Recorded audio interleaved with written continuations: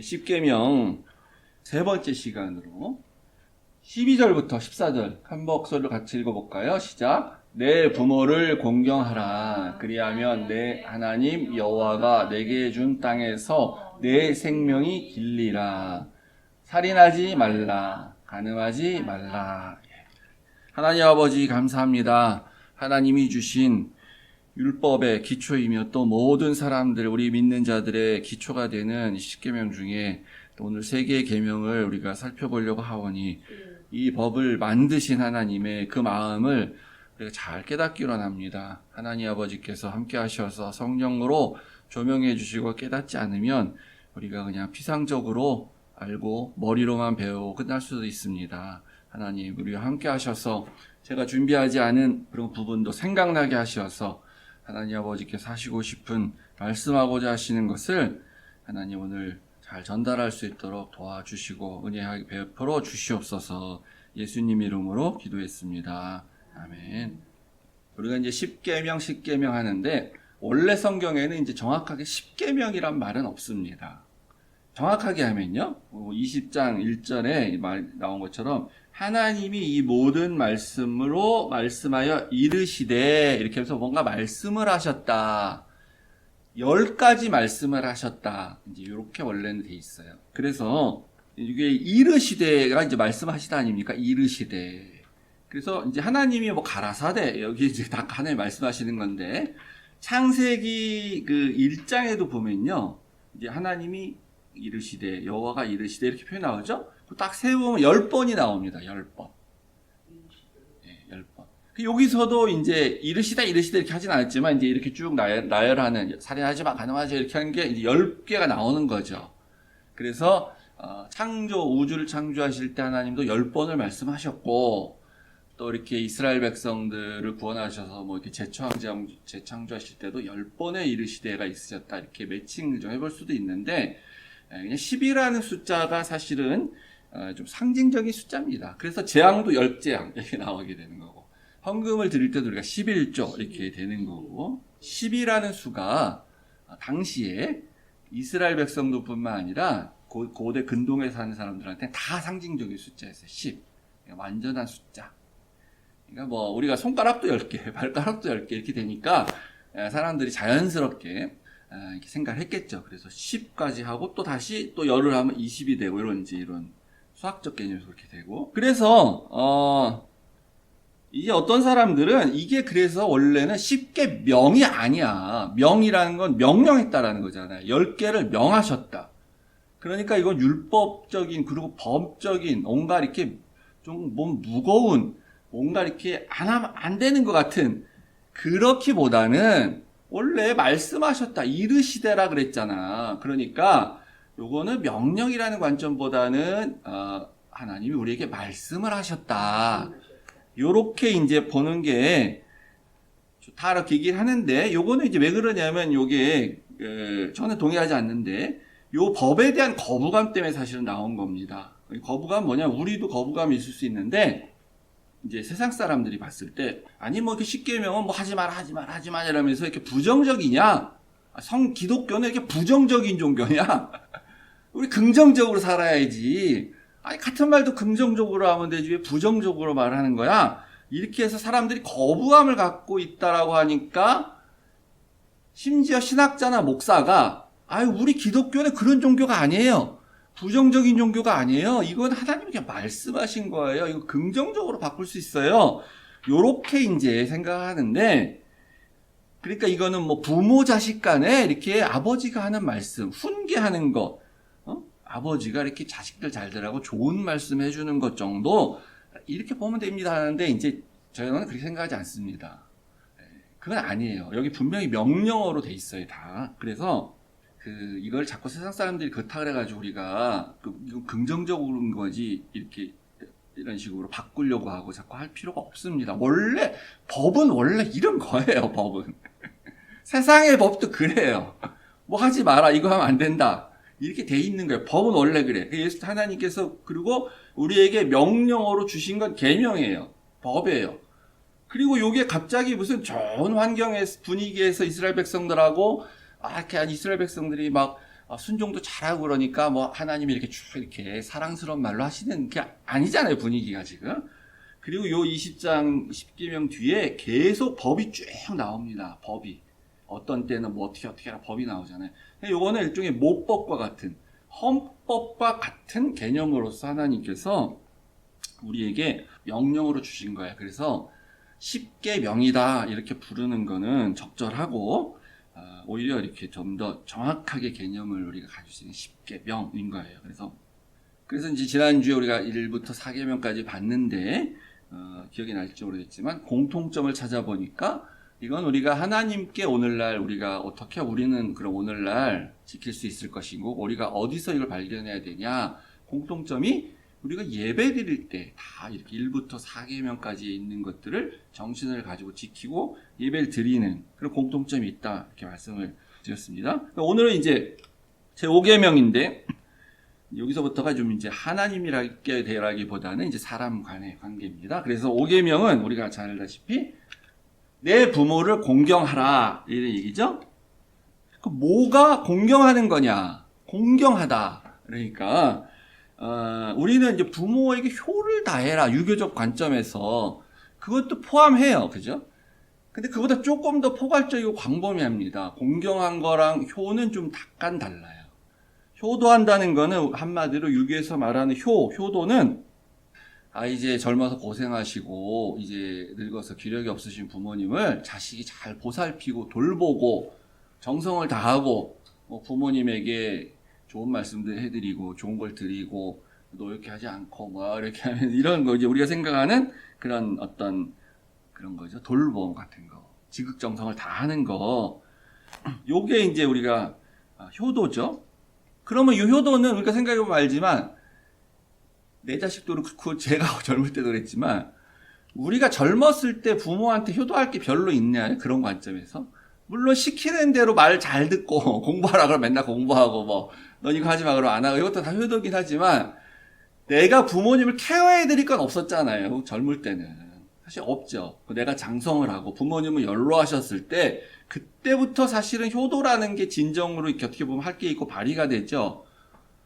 그러면 요거는 곧 나이 든 사람들한테 때부터 해당되는 거가 되잖아요. 요 법이란 게. 그러니까 그게 아닌 거예요. 공경하라는 거는 어려서부터 해야 되는 거예요. 공경은 뭐냐? 요 말 자체가 이제 히브리어로 카바드라 그러는데, 요거 무거운 거다 이런 뜻입니다. 그래서 이제 풀었으면 부모의 말은 무겁게 여겨야 되는 거야. 부모의 말은 권위가 있는 거야. 그렇게 함부로 흘려듣지 않아야 돼. 이런 뜻입니다. 그리고 우리가 나이가 들어서 연로하신 부모님께 정성을 다하는 거는 이제 유교에서 말하는 효인데, 기독교에서는 그건 당연한 관족 관계에서 책임을 져야 될 당연한 것으로 예수님도 말씀하시잖아요. 가족을 돌보지 않는 자가 어떻게 있겠냐 그렇게 하면서 하시잖아요. 그건 십계명적인 율법에서 나오지 않아도 돼요. 우리가 기본적으로 해야 되는 거예요. 하나님 믿는 백성이라면. 그래서 왜 부모에 대한 공경을 성경은 지금 이게 굉장히 첫 번째, 5번째인데 순서는 어쨌든 인간관계에서 첫 번째 계명으로 강조를 하느냐 하는 것은, 하나님께서 자식이 있고 부모가 있는데 부모를 그 자식에 대해서 하나님의 대리자로 세웠기 때문에 그런 거예요. 이 땅에 있는 아버지를 통해서 이 땅에 나의 아버지가 있지, 그러면 하늘 아버지가 계시지 라고 그 아버지를 알게 하게 하는 대리자가 되는 거예요. 이 땅의 아버지는 하나님 아버지, 하늘에 있는 아버지를 상징하는 거죠. 이 땅의 아버지가, 그러니까 육신의 아버지가. 그래서 그 창세기의 족장들이 이게 대표적인 사람이 이제 아브람, 이삭, 야곱, 뭐 요셉도 이제 족장까지 들어가요. 뭐 애굽 총리를 하고 그랬지만 그 사람들이 대표적인 건데, 그럼 여기 성경에 나온 요 사람 말고 뭐 가나안에도 족장이 있었고 뭐 다 있었을 거 아니에요. 다른 가족들 가운데서도. 요 사람들이 창세기를 이렇게 읽어보면 우리가 공부할 때도 봤지만 자식에 대해서 축복을 합니다. 혹은 드물긴 하지만 저주로 비슷한 말도 해요. 자식한테. 아주 저주까지는 아니지만 뭐 대표적인 야곱이 뭐 레위야 시므온 뭐 이런 사람들한테 할 때는 막 그렇게 좀 약간 이 저주야 뭐 약간 좋지 않은 말도 이렇게 하잖아요. 근데 축복과 저주는 인간이 할 수 있는 거 아니에요. 원래 제사장이 하는 겁니다. 나중에 보면은 하나님의 대리자로서 하나님께 가서 인간의 죄를 용서해 달라고 하는 그 제사장이 제사제도가 완결된 다음에는 제사장이 백성들을 축복하는 거예요. 그러니까 하나님을 대신해서 축복하는 겁니다. 축복과 저주는. 요 제사장이 그 하나님을 대리하는 사람인데 요 제사제도가 확립되기 전에 그걸 아버지가 했어요. 족장시대 때. 그 얘기는 뭐냐면은 하나님이 그 권한을 아버지한테 위임한 겁니다. 당시에. 그래서 그 아버지가 하나님을 대신해서 자식들에게 이렇게 축복과 저주를 하게 되는 겁니다. 그래서 자녀들은 자기 아버지를 보면서 하나님의 그 권위로 하나님의 음성으로 자식을 이렇게 축복도 하고 저주하는 그 하나님 아버지를 보면서 하나님 아버지도 이런 분이시겠구나. 하나님 아버지도 이렇게 역사하시겠지. 이렇게 사역하시겠지. 이런 걸 배우게 되는 거죠. 그리고 아버지는 그러면 어떻게 됩니까? 당연히 하나님 아버지가 우리 인간 아들 자식들한테 하는 것처럼 육신의 아버지도 우리한테 그렇게 해야지 사랑으로 그러니까 하나님 아버지 우리 사랑으로 우리를 대하시잖아요. 우리가 잘못하면 징계도 하시지만 그러니까 부모들도 사랑으로 기본 대하는데 잘못되면 징계도 하고 뭐 애도 때리고 하는 거지만 그게 아니고 성경에서 네 부모를 공경하라 그랬지. 그래서 막 폭군처럼 독재자처럼 자기 자식을 자기 소유라고 생각해서 막 심지어 죽이기도 한다거나 자기의 소유물로 생각해서 그렇게 대하면 안 되잖아요. 그래서 사도 바울이 에베소서에 부모를 공경하라고 말하면서 바로 이어서 부모는 자녀들을 노엽게 하지 말라 이렇게 얘기하지 않습니까? 그러니까 부모도 자녀들을 그렇게 노엽게 하면 안 돼요. 하나님의 원리와 법이 아닌 걸 가지고 자녀들한테 뭐 강요해서 이렇게 하면 자녀들 순종하지 않습니다. 이 부모를 공경하는 말은 사실은 이제 좀 더 확대해서 보면은 이제 그 사회, 그 공동체의 어떤 지도자, 뭐 왕이든 뭐 제사장이든 또 어른이든 이런 사람들한테까지 다 공경하는 것까지 적용이 되어져야 되는데 이러면 이제 너무 이렇게 너무 범위가 넓어지면 정작 자기 부모는 공경을 잘 안 할 수도 있으니까 원래는 그래요. 그렇지만 이제 그냥 내 부모를 공경하는 어떻게 보면 이제 그리고 다른 어른들도 내가 부모라고 생각하면 공경해야 되는 거예요. 다른 집 어른들도. 그렇게 이제 해야 되는 거죠. 그러니까 이제 거꾸로 얘기하면 뭡니까? 부모를 공경하지 않는 어떤 아들, 자식, 혹은 동네 그 마을의 어른을 공경하지 않는 그런 자식은 대부분이 어떻게 되는 거예요? 하나님도 제대로 안 믿게 되는 거예요. 하나님도 공경을 안 하는 거죠. 부모를 공경을 안 하니까.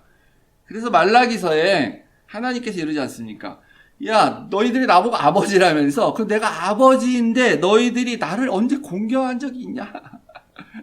이렇게까지 하나님 얘기하시는 겁니다. 그게 뭘 비유하냐면, 야, 떡을, 아주 진설병을 제대로 내가 하라는 대로 해야 되는데, 그렇게 안 하고 막 엉망으로 하고, 재물을 흠이 없는 것으로 드려야 되는데 제사 지낼 때, 제대로 안 드려. 막 눈먼 거, 저는 거 이런 걸 막 드려. 그게 딱 이제 이런 거예요. 그러니까.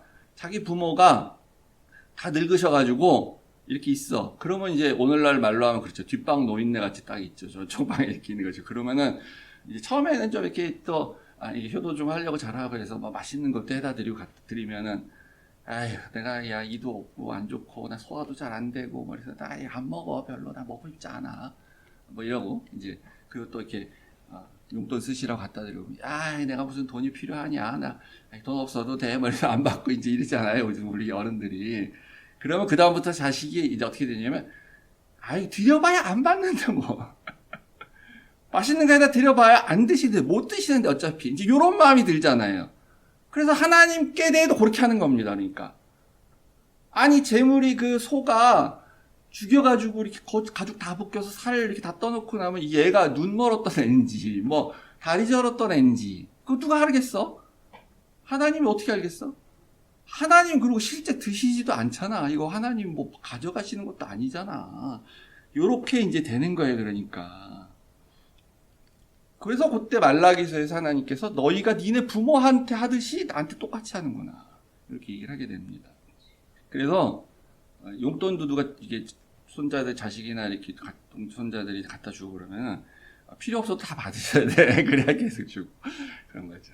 내가 모아놨다가 나중에 필요하면 다시 주더라도 거절하지 말고 다 받고 뭐 또 맛있는 음식도 아니 나 안 먹는다 그러지 말고 자 이렇게 받으시고 잘 드시고 그렇게 해야 자식들도 계속 합니다. 그래서 이렇게 이제 부모를 공경하면 축복이 있어요. 약속이 내가 장수하리라.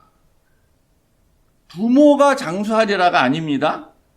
공경을 하는 자식인 내가 장수할 거라는 거예요. 참 말 이상하죠, 그죠? 내가 이렇게 잘 모시면 우리 부모님이 장수하시면 좋겠는데, 그 부모님도 당연히 장수하실 수 있겠지. 잘 돌봐드리면. 근데 그 축복이 나한테 와서 내가 장수할 거라고 얘기해요. 내가 이게 어제 그게 고민이 많이 됐어요. 이거 무슨 그냥 그대로 받아들이면 되는데, 특별히 이렇게 말씀하시는 이유가 있을까? 꼭 그런 건 아닌데, 우리가 이런 마음도 들지 않을까, 어쩌다 보면. 이렇게 막 부모님을 사랑해서 돌봐드리고 지극정성을 다 했는데 너무 오래 장수를 하시면은 이렇게 피곤해하고 그럴 수 있지 않을까요, 혹시나. 그러니까 그거보다는 야, 이거는 네가 이렇게 잘할 때 부모님이 장수하는 게 아니라 네가 장수를 하게 될 건데, 근데 결과적으로 내가 장수하게 된다는 건 뭡니까? 내 자식도 나한테 그렇게 하게 된다는 거죠. 그렇게 되겠잖아요, 연쇄적으로. 그리고 또 내가 하나님 이렇게 말씀하시지만 내가 이렇게 효를 다하면, 공경을 하면 우리 부모님도 장수를 하시게 되겠죠, 당연히. 그래서 오히려 네가 장수할 거다 이렇게 얘기를 하시는 것 같습니다. 그래서 아까 말씀드린 에베소서 6장 1절에 보면요, 아버지와 어머니를 공경하라 그러면서 구약성경 그대로 이것이 약속이 있는 첫 계명이다. 약속이 뭐냐면 네가 공경하는 자식 네가 땅에서 잘되고 장수하리라 라고 얘기를 하고 있는 겁니다. 광고 시간에 말씀드린 것처럼 지지난주에 저희 장모님도 상당해서 한국 갔다 왔는데, 한국은 이제 전통적으로 자식이 부모를 모셨잖아요. 지금 많이 바뀌었지만. 근데 지금 그게 이렇게 잘 되지 않는 그런 환경에서 이렇게 바뀌어가는 환경이 있다 보니까 모든 집에서 다 이제 그 문제 때문에 너무 이제 분란도 있고 힘들어하고 그 얘기를 많이 듣고 왔다 그러더라고요. 저도 상상을 하겠지만. 그래서 이런 말이 있대요. 저는 다른 사람한테 들은 건데, 한 명의 어머니가 5명의 자식은 키워도 5명의 자식이 한 명의 어머니를 돌보지 못한다. 오늘날 세태를 지적하는 거죠. 그래가지고 이제 한국이 난리인데, 그러니까 이제 한국에서 복지 차원에서 그러니까 우리 부모들의 문제를 이걸 개인한테 맡기지 말고 국가가 해결해 줘야 된다 이런 얘기를 나오는 거예요. 이게 좋은 얘기긴 해요. 치매 이제 노인 이렇게 치매 부모님 이렇게 또 병드신 부모님 이런 부분에 대해서 가족들이 감당하기가 너무 힘드니까 예전처럼 이렇게 집에만 있는 게 아니고 다 이렇게 활동을 하고 일을 하고 그러다 보니까 국가가 해줘야 된다. 국가가 책임지자.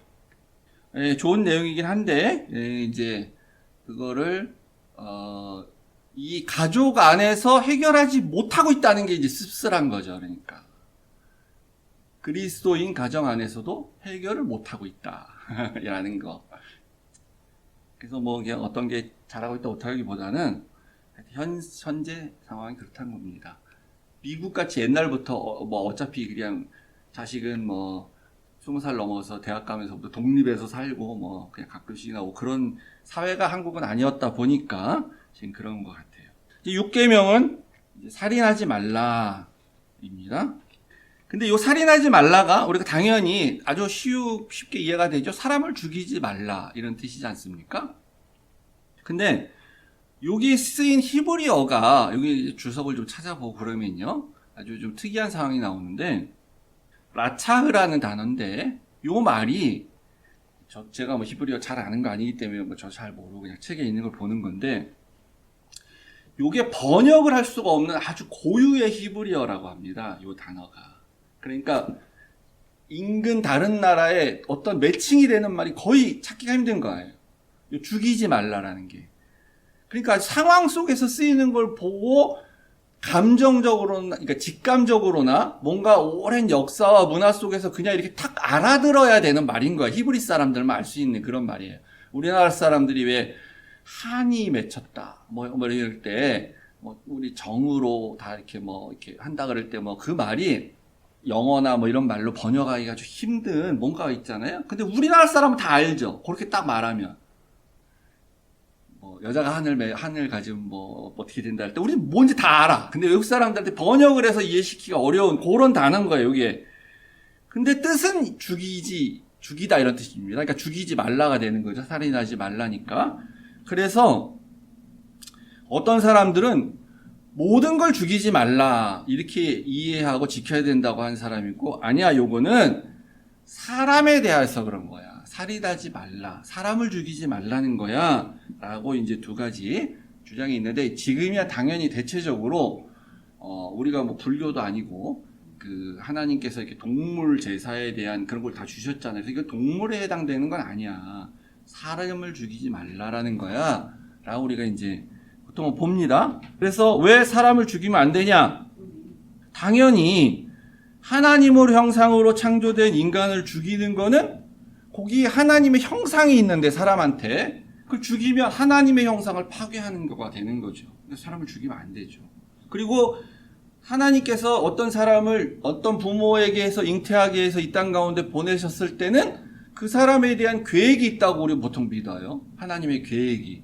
근데 그 사람이 자라서 살아가는 중간에 실수든 고의든 어떻게 해서 죽이게 돼서, 그리고 그 사람이 없어지면 하나님의 계획을 또 파괴하는 일이 되는 거죠.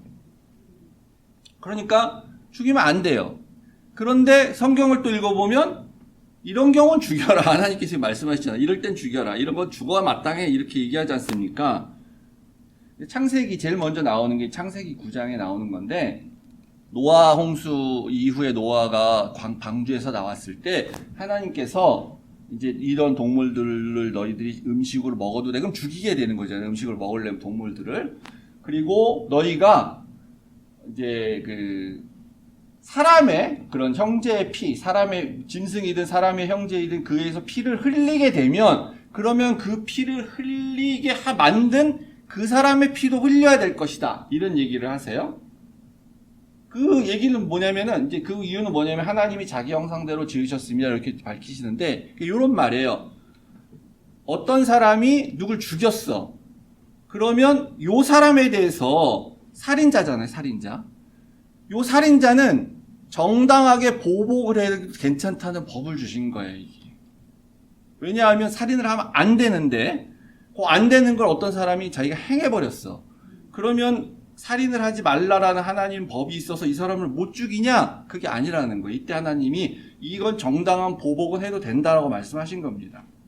가인이 동생인 아벨을 죽였을 때는 요 법에 근거하면, 그러니까 가인도 죽어야 돼요.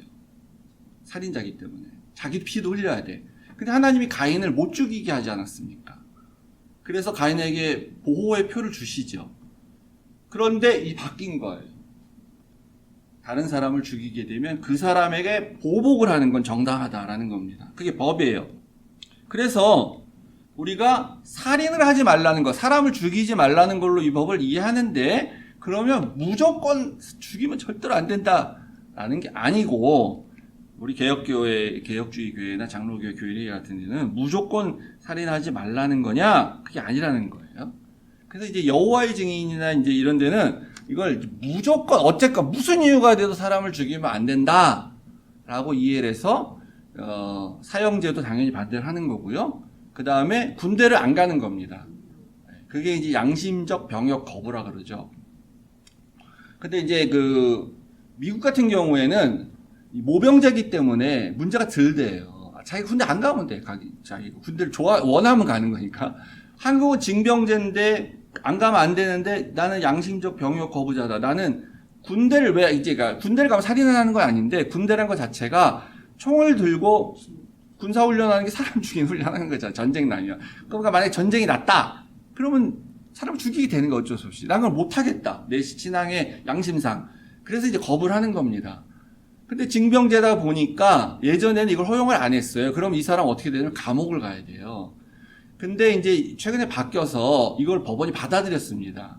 문제는 이 사람 정말 양심적 병역 거부자인지 아니면 군대를 가기 싫어서 그러는 건지 이거를 이제 좀 알 수가 없는데, 그래서 대체복무란 걸 해요. 대체복무. 여전히 논란의 여지들이 이제 있게 됩니다. 제가 이번에 이제 시민권 그걸 신청하면서 저도 알았는데, 미국도 남자가 18세가 되면 잊어먹었는데 갑자기 무슨 서비스 네, 셀렉트를 서비스, 거기에 나란 사람이 이렇게 있습니다라고 등록을 해야 돼요. 남자는 다. 그게 뭔가 했더니 이게 뭐냐면, 내가 지금은 나는 이제 미국은 모병제니까 군대를 안 가는데, 만약에 전쟁이 일어나서 동원을 해야 된다 그러면 요 등록돼 있는 사람을 기초로 해가지고 이제 너 군대 와 이렇게 할 수도 있고 그런 거예요. 그래서 18세에서 26세 사이에 다 등록을 남자는 무조건 해야 됩니다. 저는 50이 넘었기 때문에 이제 안 해요. 당연히. 그런 법이 미국에도 있더라고요. 그게 해야 됩니다. 남자는. 그래서 이제 이런 게 대립을 하는데, 저희 이제 개혁교 입장에서는 그건 아니다. 하나님께서 분명히 율법에도 어떤 경우에는 사형을 하라 그랬어요. 돌로 쳐 죽이라 그랬어요. 그래서 요 아까 말씀드린 이 번역하기 힘든 이 고유의 히브리어, 이 라차흐라는 단어를 이제 상느님이 성경에서 말씀하실 때 전쟁 중에 어떤 적을 죽일 때 이런 말 쓰지 않습니다. 다른 단어를 사용하세요. 그리고 사형을 집행할 때도 이 라차흐라는 단어를 쓰지 않으세요. 그래서 구분해서, 선별해서 우리가 이것을 적용해야 된다라고 이제 우린 그렇게 믿고 있어요.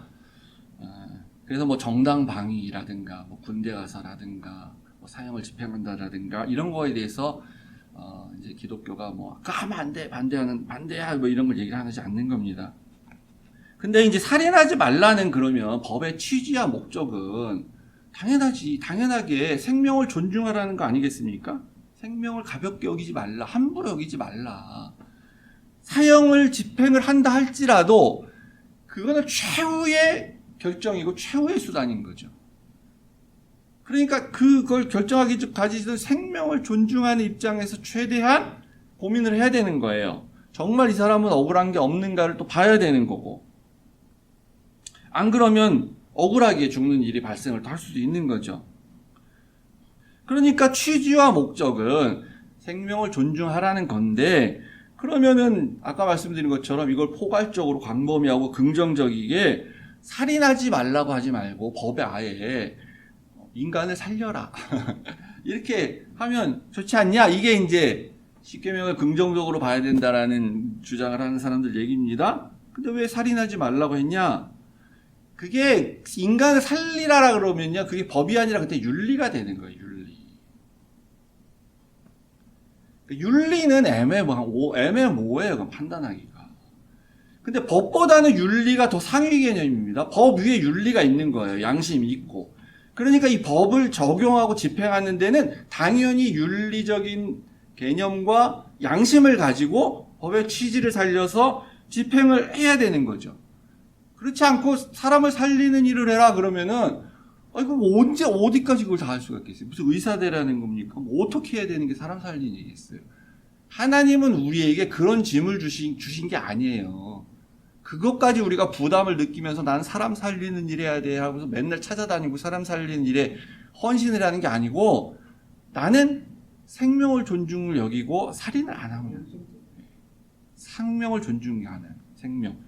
사람은 말할 것도 없고 짐승에 대해서도.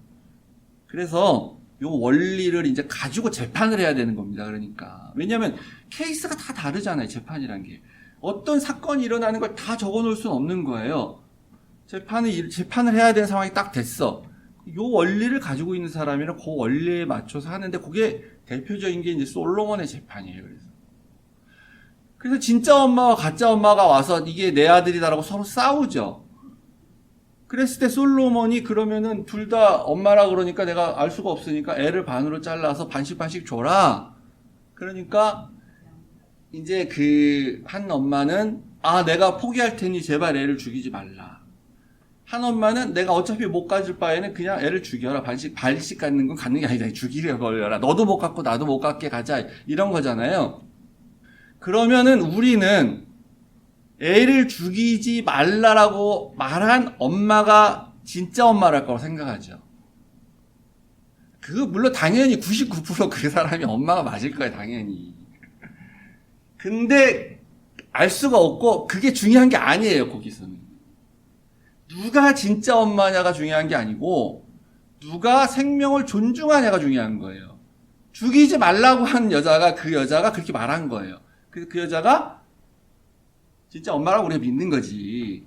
그러니까 근데 오늘날 우리가 이 세상에 살면서 진짜 엄마가 오히려 애를 죽이라 그러고 가짜 엄마가 애를 사랑하고 나는 애를 정말 잘 키우고 싶어. 막 정말 내 자식이 아니어도 내가 정말 친자식처럼 해서 잘 키우고 싶어. 이런 엄마가 있죠. 오히려 반대니까 알 수가 없어. 그러니까 그거는 중요한 게 아니고 중요한 거는 누가 그 생명을 존중하는 마음이 있냐. 그거 솔로몬이 딱 알고 그렇게 이제 하라 그런 거잖아요.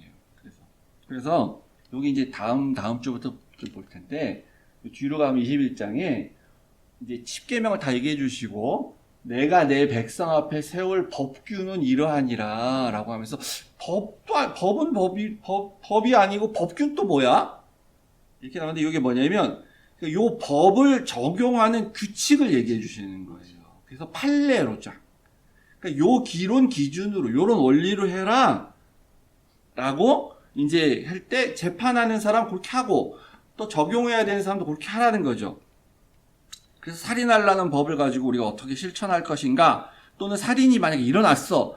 그러면은 요걸 어떻게 재판할 것인가 할 때 요 법규, 취지와 원리를 가지고 하는 거예요. 그러니까 이제 이 21장에 보면은 이제 어떤 사람이 이렇게 죽었을 때, 어떻게 때려서 죽었을 때, 뭐 종이 죽었을 때, 뭐 소가 들이받아서 죽었을 때 이런 막 예들이 나오는데 판결이 다 달라요. 사람은 똑같이 죽었는데.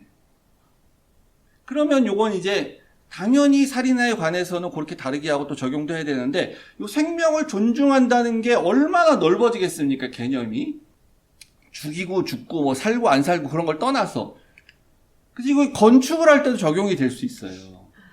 신명기 22장의 8절에 보면은 새 집을 지을 때 네가 지붕에 난간을 만들어서 사람이 떨어지지 않게 하라. 만약에 이렇게 죽으면 그 피가 네 집에 돌아갈 거다라는 거야. 너가 죽인 거랑 다름이 없어, 요거. 난간 만들어 이렇게 말하는 게 있어요. 그게 무슨 얘기야? 부실공사 해갖고 만약에 사고 났어. 사람 죽었어. 그럼 살인이라는 거야, 그거는. 성경에서. 생명을 존중하는 마음이 있으면 요거 사고 날 수도 있는데 라고 생각되면 그렇게 만들면 안 되는 거야. 그러니까. 근데 돈을 아끼려고. 아니, 내가 살 집 아닌데. 이런 거죠. 그리고 노동자들이 한국에 계속 희생이 되잖아요. 죽어나가고 막 사고 나잖아요. 안전장치를 제대로 안 해가지고. 꼭 2명이 있어야 되는데 인건비 주려고 1명만 쓰고 1명 보고 가서 해라 그래도 사고 나고. 이런 일이 일어나잖아요. 그거에 성경적으로 보면 살인이에요, 살인. 근데 그걸 법을 그래서 그렇게 하면 안 된다고 안전장치로 좀 더 법을 만들어야 된다고 말하는데 그걸 반대하면 그것도 살인방조입니다, 그러면. 경영자들이 그래서 사업 못 한다 그런 데더라. 그거 만들면 안 돼. 이따위 말이 어디 있습니까, 세상에. 그래서 또 위험하다. 그렇게 하면 안 돼. 라고 경고했는데도 무시하고 안 하고 있다가 사고 나면 그것도 성경적 관점에서 보면 살인이나 마찬가지. 근데 어쨌든 사고 났어. 그러면 수사해야 돼. 누가 책임이 있는지. 근데 부실 수사해, 막. 책임 아무도 안 져. 다 그냥 책임 없어 이렇게 하고. 진짜 책임이 없는 건 상관없는데 책임이 있는데도 그렇게 부실 수사하면 그것도 살인입니다. 하나님 보시기엔 똑같아, 그러니까. 경중은 좀 다를 수도 있겠죠. 집주인은요, 자기가 여기 난간이 없다는 걸 알죠. 자기 집에 자기가 만들었으니까. 그러니까 자기는 조심해. 난간이 없으니까 그 근처를 안 가지. 사고 안 나요, 자기는. 누가 사고가 나겠어요? 모르는 사람이, 그 손님이 왔다가 거기 난간이 없다는 걸 모르는 사람이 조심 안 하면 그 사람이 사고가 나는 거죠. 예수님께서 이 법을 가지고 이제 대해석을 해주실 때 우리가 잘 아는, 야, 네가 어떤 형제를 미워하는 것만으로도 살인하는 거야, 이런 얘기 하셨잖아요. 그러니까 이제 당시 율법주의자들 바리새인들이 살인하지 말라 그러니까 야, 이거 때리긴 때려가지고 그냥 했는데 반 죽을 정도만 때리고 죽지만 않으면 돼. 이렇게 율법을 지켰단 말이에요, 당시에. 그러니까 그거 아니야. 미워만 해도 살인하는 거야. 라고 말하면서 이제 새롭게 이렇게 줬지 않습니까? 근데 여기 보면 22절에 형제를 대하여 라가라는 자는 공회에 잡혀가게 되고 미련한 놈이라는 자는 지옥불에 들어가게 되리라 라고 이렇게 얘기하셨는데 요게 이제 미워하는 마음 내지는 증오심을 가지고 하는 말입니다. 요 라가 같은 놈, 요 미련한 놈 이렇게 하는데 요게 인격살인입니다. 당시에. 이게 유대인 사회에서 이렇게 말하면 그거는 그 사람을 사회적으로 매장시키는 거예요. 사회적으로 살인하는 것과 다름이 없어요. 요거를 오늘날 우리가 아주 많이 경험을 하고 있죠. 오늘날 같이 이렇게 많이 경험하는 세상이 그동안 없었죠. 아무 상관도 없고 알지도 못하는데 막 인터넷에다가 허위 비방하고 댓글 달고 여론전하고 그래가지고 막 그 스트레스와 이런 걸 견디다 못해 막 자살하고 또 뭐 아직 밝혀진 것도 없는데 저 피의 사실 공표해가지고 마치 그냥 죄 있는 것처럼 다 흘려가지고 이미 여론으로 다 재판 다 받아갖고 나쁜 놈 이렇게 만들어 놓고 그래서 자살하고 똑같은 거예요 이게 지금. 그래서 미국에 얼마 전에 우리 아틀란타에서도 그때 엄청난 사건이 하나 있지 않았었습니까? 그래서 제가 좀 아는 사람이 관련이 돼 있어가지고 요게 도대체 어떻게 됐나 궁금해가지고 아무리 뉴스를 찾아봐도 안 나와요. 그냥 재판 받았다. 뭔가 판결이 완전히 나기 전까지는 안 나오잖아요. 무슨 이 사람이 이런 혐의를 가지고 있는데 이런 일을 벌렸다, 이런 일이 있었다, 이런 길 여론에 계속 뉴스거리를 만들어가지고 막 흘려서 이런 걸 안 하죠. 한국은 다 그렇게 하고 있어요. 그런 식으로. 그래서 우리는 좀 심각하게 생각해야 돼요. 좀. 제 7계명은 이제 간음하지 말라. 마지막으로 보겠습니다. 우리가 알다시피 당연히 불륜 저지르지 말고 그런 거 하면 안 된다. 이런 뜻인데 그때 지난주에 말씀드린 것처럼 그 이스라엘 백성들이 이제 들어가서 살게 될 가나안 땅의 그 지금 상태, 그 가나안 족속들의 상태와 관련이 있어요.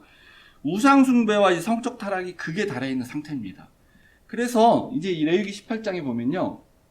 너희가 거주하던 이제 애굽 땅의 풍속도 따르지 말고 내가 너희를 인도하여 들어갈 가나안 땅의 풍속과 규례도 따라가지 말고 내가 한 말을 지켜라 이렇게 이제 하게 되는 거예요. 그러면서 거기가 얼마나 심각했냐면 이 뒤에 쭉 나오는데 그래 이런 거 하지 마, 이런 거 하지 마, 이런 거 하지 말라고 하는데 거기에 그러니까 무슨 말이냐면 가나안 땅에 다 지금 그러고 살고 있어. 그러니까 너희들 그런 거 하지 마 이렇게 말하는 건데 거기에 근친상간 계속 나오고요. 그 다음에 이제 어떤 남자는 부인이 생리 중이야. 근데 이제 그 율법에 보면 생리 중인 여자와 관계하지 말라는 게 있거든. 부정하기 때문에. 그러니까 할 수가 없어. 율법을 범하면 안 되니까, 당연히. 그러니까, 이혼 여자와 이제 관계를 하게 돼. 그런 거 하면 안 돼. 내가 그게 간음이죠. 그러니까 우리가 알고 있는. 그리고 말씀드린 것처럼 몰렉이라는 신한테 자기 자녀를 바쳐요, 제물로. 자기 자녀. 3살, 4살 된 자녀를 제물로 바쳐요. 인신제사. 동성애. 그 다음 짐승과 교합하는 수간. 이거를 하지 마라 얘기해요. 그러니까 그게 이스라엘 백성들한테 그전에 그런 게 없어요. 근데 왜 니네 이런 걸 하면 안 돼 얘기하겠어요? 지금 그렇게 하고 있지도 않은데 가나안 땅 들어가면은 거기 그 사람들이 다 지금 그러고 있기 때문에 미리 얘기하는 거예요. 너희들 그런 거 하면 안 돼 이렇게 줘. 그래서 이 사람들이 어떤 결과가 일어나게 되냐면은 쫓겨납니다. 근데 이게 어떻게 나도 어쩔 수 없이 더러워지는 게 아닙니다. 이게 분명히 있잖아요. 스스로 더럽히지 말라. 이거 다 스스로 더럽히는 일이에요. 그러니까 하도 너무 이게 심하니까 땅도 그 스스로 그 주민을 토하여 내는 일을 이렇게 말할 정도로. 땅이 무슨 인격이 아니잖아요. 근데 땅이 야 도대체 이 땅에서 사는 이 족속들 가나안 족속들 내가 도저히 못 견디겠다. 이 땅도 도저히 살게 못하겠다. 토하니까 니들 나가라. 땅이 좋잖아요, 오히려. 하나님이 물론 하시는 거죠, 당연히. 그래서 너희가 만약에 28절 보세요. 너희도 가서 그 풍습을 따라 살다 보면은 그럼 아직 지금 정복 전쟁을 시작도 안 했습니다. 근데 하나님이 이게 완전히 몰아내지 못한다는 걸 알고 미리 얘기하시는 것 같아요. 그러면 너희도 더럽히면 그 땅이 너희가 있기 전 주민을 토함같이 가나안 족속을 토해낸 것이 너희도 토할까 걱정된다. 이 스스로 하는 일입니다. 누구 핑계댈 수 없는 거예요. 약속의 땅에 살 자격이 없는 거죠. 하나님 나라의 백성의 자격이 없는 겁니다. 그러니까 우리가 오늘날 우리가 사는 이 세상에서도 우리가 이 세상에 만연하고 있는 성적인 풍습 이런 거 만연한 우리가 알게 모르게 죄라고 생각지도 못하는 어떤 많은 것들.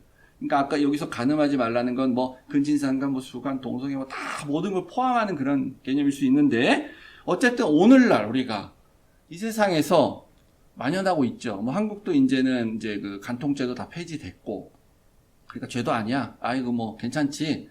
해도 돼. 이렇게 생각하거나 이렇게 성에 대한 풍습과 문화를 따라서 살면은 우리가 더럽혀지죠, 이렇게. 그럼 어떻게 됩니까? 우린 하늘나라에서 사는 사람들인데 하늘나라의 땅이 우리를 토해내는 거예요. 너 나가. 넌 여기 살 자격이 없어. 역겹다. 나가. 토해낸다. 그러면은 이제 성경적 올바른 성관계란 뭐냐. 간단하게 말씀드리면 부부 관계 안에서 당연히 행해져야만 하는 그런 겁니다. 그래서 그럼 만약에 하나님이 정하신 이 부부관계 안에서만 이 성관계가 행해지지 않은 소위 말해 간음이 이제 행해지게 되면 어떤 게 생기느냐? 원래 이 부부관계는요 창조 시에 이제 부부가 처음 생기지 않았습니까? 아담과 하와가. 그때 하나님이 정해주신 관계예요, 이 부부라는 게. 그래서 남자가 부모를 떠나 그 아내와 합하여 둘이 한 몸을 이룰지로다. 이 하나님의 말씀입니다. 그렇게 한 몸이 되는 거다, 남자와 여자가. 그때 아담과 그의 아내 두 사람은 서로 벌거벗고 있었지만 부끄러워하지 아니하였다. 서로가 똑같은 존재라고 생각해서 부끄럽지 않은 동일한 한 몸이라고 생각한 그런 관계였다라는 거죠. 요때 이제 하나님의 창조가 완성이 된 거예요, 딱 이렇게.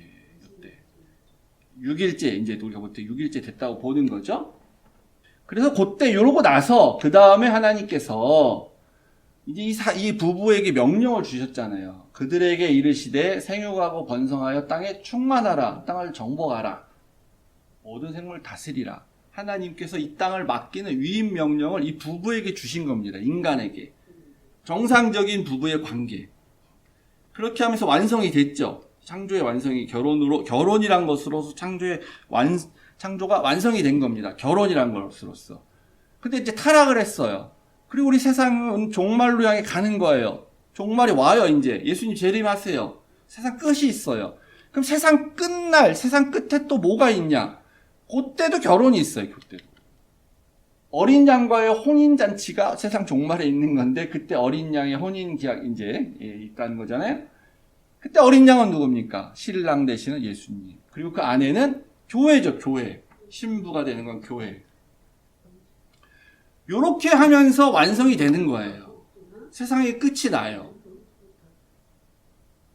세상이 이 결혼이라는 개념으로 끝이 나게 되는 거예요.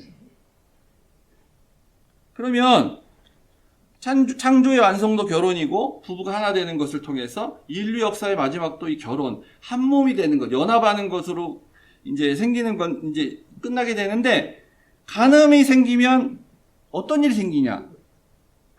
그러니까 하나님의 창조가 뭔지 모르게 되는 거죠. 하나님의 창조의 완성이 모르게 되는 거예요. 한 몸이 되는 경험을 못했기 때문에. 연합하는 경험을 못 해봤기 때문에. 교회가 그리스도의 신부가 되는 그런 연합하는 걸 경험을 못하기 때문에. 간음이란 것 때문에, 간음이란 죄 때문에. 그걸 알 수가 없게 되는 거죠. 그러니까 이제 부부가 한 몸이 된다는 거는 굉장히 신비로운 거잖아요. 우리 이제, 가면서 봐. 우리 몇 년 살았더라? 우리 94년에 결혼했나? 그죠? 30년 살았는데, 우리 권사님 장로님이야 60년? 어떻게 됐어요? 50년 최소한 50년 넘으셨고. 64년.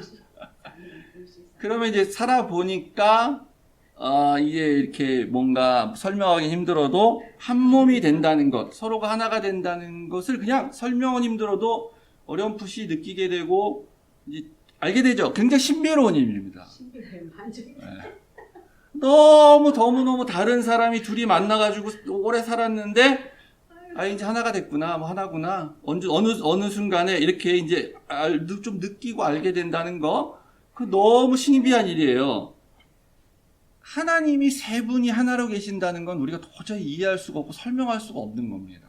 근데 그냥 느낌적으로 알 수가 있어요. 왜냐하면 부부가 하나가 된다는 걸 경험하면 알게 돼요. 아, 그래서 하나님도 뭐 이런 비슷하게 각각인데 하나가 돼서 계시는구나 라고 우리가 알게 되는 거죠. 믿을 수도 있고.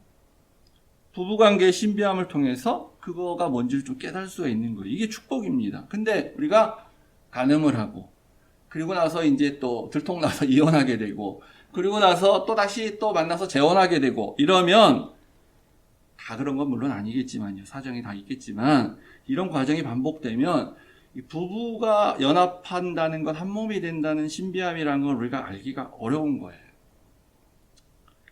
그러니까 교회와 그리스도의 연합, 이 삼위 하나님 간의 연합이라는 거 우리가 배워서 머리로 알 수는 있어요. 머리로 배워서 알아. 그렇게 이렇게 하나야. 근데 경험을 통해서 알 수가 없게 되죠. 좀 길어졌는데요. 내용이 많다 보니까 마지막 이제 정리하려고 합니다. 그 인간관계를 이루는 사회의 기본 단위는 교회나 세상의 사회학자들이 말하는 거나 다 똑같은데 가정입니다. 가정이 기본 단위예요. 그럼 이 가정에는 뭐가 있습니까? 세 가지의 인간관계가 있어요. 부부관계가 있겠죠, 당연히. 가정에는. 간음을 하면 이 부부관계가 깨지는 겁니다. 그리고 부모, 자식 간의 관계가 있겠죠? 부모를 공경하지 않으면 이 관계가 깨지는 거예요. 그 다음에 형제 간의 관계가 있어요. 물론 이제 하나만 있는, 딸이든 아들이 하나만 있는 형제는 좀 그런데, 이제 어쨌든 우리가 두 명이서 있다 보면은 형제 간의 관계가 있어요. 근데 이제 살인을 하게 되면요, 이 형제 간의 관계가 깨어진다라고 저는 좀 이렇게 확대해서 좀 생각을 해볼 수 있다고 봐요. 무슨 얘기냐면, 물론 살인은 타인에 대한 살인이에요. 그죠? 가인처럼 뭐 형이 동생을 죽이는 그런 일은 뭐 특별한 경우고, 근데 살인을 했다는 건 뭐냐면 누군가의 형제를 내가 죽이게 되는 거잖아요. 그 살인자가, 내가 만약 살인한다면 살인자가 누군가의 형제를 죽이게 되죠. 그죠? 그러면 그 형제 관계가 일단 파괴가 되는 겁니다. 근데 이 고대 사회에서는요, 어떤 사람에 의해서 내 동생이나 내 형제가 살해를 당해서 이렇게 됐다거나 그러면 그럼 반드시 보복을 해야 돼요. 그게 법입니다. 그리고 그건 불문법이에요. 의무예요. 보복을 하지 않으면 우리 집안을 깔보게 되고 몰락하게 되고 우리가 다치고 우리 가족을 내가 보호할 수가 없어. 이렇게 되는 거예요. 뭐 부모가 이제 죽어도 마찬가지고요. 원수를 갚아야 돼요. 보복을 하는 거. 하지 않으면 비겁한 자가 되는 겁니다. 형제가 없으면 사촌이라도 해야 돼요. 그 집안의 사촌이라도. 그래서 야곱의 아들들이 여동생 디나가 이제 강간당했는데 이건 이제 과도한 보복인데 물론 잘못했죠. 그래서 보복을 하는 겁니다. 과도한 보복. 그러니까 이 보복을 당하는 가족이나 그 형제나 보복을 하는 그 형제나 살인을 해서 죽게 하는 그 형제의 가정 관계나 이게 다 파괴가 되는 거예요. 그래서 이 5, 6, 7 계명은 우리 가족의 기본적인 관계인 부부 관계, 부모 자식 관계, 가는 관계, 형제 간의 관계를 요 계명을 잘 지키면 잘 유지되는 건데 요걸 어기면 다 파괴되는, 다 망가지게 되는 그런 계명이다라고 저는 생각이 되고요. 그래서 이것은 특별히 가족 간에 관한 계명이라고 생각됩니다. 이 남이나 이웃에게보다는. 그래서 8부터 10까지는 좀 가족을 넘어서서 이웃에 대한 그런 계명이고요. 내일 모레 추석 한가위 이제 명절인데 우리가 그래서 한번 가족에 대한 그런 생각을 우리가 한번 좀 해보시는 그런 시간을 좀 가져보시면 좋겠다 생각이 듭니다. 가족에 대해서 하나님이 바라시는 것은 무엇인가, 이걸 좀 생각하는 그런 한 주간의 생각이 됐으면 좋겠다라고 말씀드리고요. 다음 주는 이제 그래서 나머지 하고 나서 좀 십계명에 대해서 다시 한번 이렇게 정리하는 그런 시간을 가져보도록 하겠습니다. 우리 다 일어서서 마지막 찬양하고 마치도록 하겠습니다.